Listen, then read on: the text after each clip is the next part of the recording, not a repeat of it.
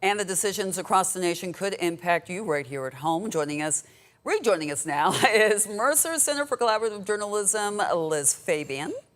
Alongside her, election night analyst, Middle Georgia State political science professor, Chris Lawrence. Welcome back. Thank you all. And thank you, Dr. Lawrence, for joining us. You know, it's interesting. They were talking about the president endorsing Ken Paxton over John Cornyn in the U.S. Senate race in Texas. I was hearing Eric Erickson say more than once he didn't think that was a wise choice because he thought there was too much to overcome for Ken Paxton in Texas. They would have to spend a lot of money and not have money here in the race to try to unseat Senator Ossoff for Republicans. Any thoughts on that, how the chess pieces are affecting other races? Yeah, it's very interesting. I think that, the Democratic challenger there, Talarico, I believe his name is, very solid. And, they're going to need all the resources they need or can get to beat him in Texas. And so, with Paxton being a little behind Cornyn in that face-to-face matchup, it does seem like that may divert some resources that Republicans might want for John Ossoff or some of the other races around the country.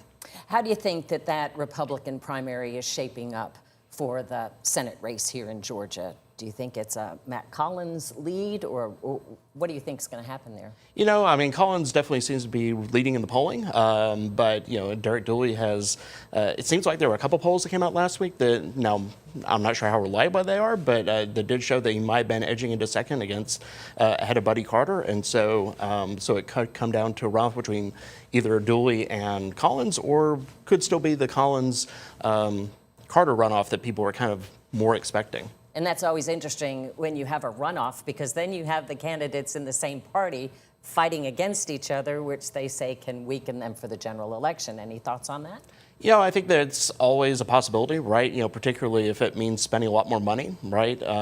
Money that can't be spent on the general election. If you're spending another month campaigning against each other, maybe airing each other's dirty laundry, that sort of thing, right? There is the potential of weakening the candidate in the general election, not just in terms of, the money, but also just, the dragging them down, their reputation, right? You've got less time to sort of consolidate behind the winner. It'll be interesting to see how the money shapes out, whether, it caused people to win or not. Frank and Laurie? Liz, Chris, thanks so much.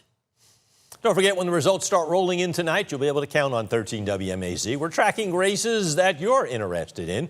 Scan the QR code on your screen. You can download 13 WMAZ Plus and start streaming with us with our election coverage on the Plus channel starting at 8.